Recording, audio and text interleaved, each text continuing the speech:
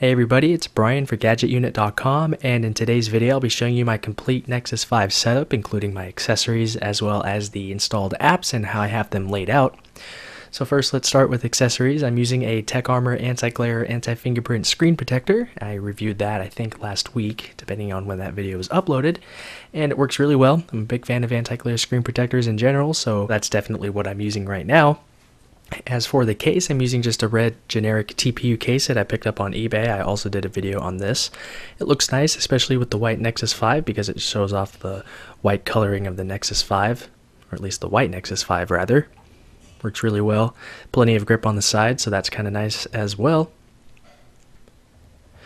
So let's go ahead and unlock the phone and take a look at what I have set up. So of course this phone runs Android 4.4 KitKat, and here's my lock screen. There's nothing out of the ordinary going on here. So let me go ahead and unlock and get rid of my pop-up notifications, and here we are at my home screen. Let me go ahead and move my camera in a little bit closer. So it's a really simple setup. I don't have a lot going on. In terms of Google Now, I do have that completely turned off because I would never use it, and it helps extend battery life a little bit.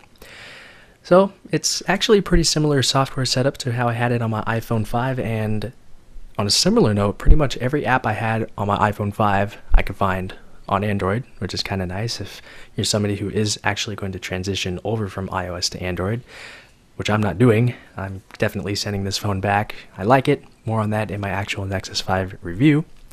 Anyway, I do have a couple of rows of icons. First one, I have Hangouts, of course. That's for SMS, MMS, and of course Google's Hangout service, which is like Apple's iMessage, except that Hangouts is available on pretty much any device. I also have the stock calendar, gallery, camera applications. In my stock crap folder, I just have some extra applications that I might occasionally go into. The first thing I did when I got this phone was I disabled a lot of the stuff that came with it, like Google Play magazines and Google Play games, those types of things. Next up is my games folder. I have Asphalt 8, Carmageddon, Crazy Taxi, which runs like crap on the Nexus 5, interestingly. I also have Fun Run, which also runs like crap. It just stutters a bunch and the audio-video sync is off quite a bit. Next up is GT Racing 2, Poker Stars, Riptide GP2, Steam, and the Game of Life. Next up in my social folder, I have Facebook, Foursquare, Instagram, Skype, and Tweetings, which is my recommended Twitter client. It has every feature I'm looking for. And in my others folder, I have AirDroid, which is excellent. I wish iOS had something like this, and in fact it did a long time ago in the iPhone 3G days, early on.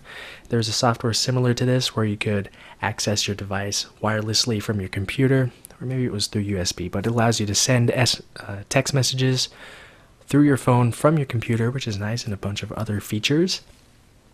Next up, I have the Amazon app, the CES mobile app, eBay, ES File Explorer, which handles all my Dropbox stuff, my local file networking, and things like that. I have the Justin TV app, Log Me In, Opera Mini, T-Mobile My Account, PayPal, Shazam, Sling Player, Speed Test, TV Guide, Time Warner Cable TV, and Watch ESPN. At the bottom, I have the phone app, of course. I have K9 for my email accounts. This app to me is the best email client. It handles everything I want just fine. The way it fetches email and just all the settings and things that it can do suit my needs perfectly. Of course, I do use Chrome as my web browser, and as my media player I use PowerAmp. The Now Playing interface looks quite nice as well. Let me go ahead and pick something.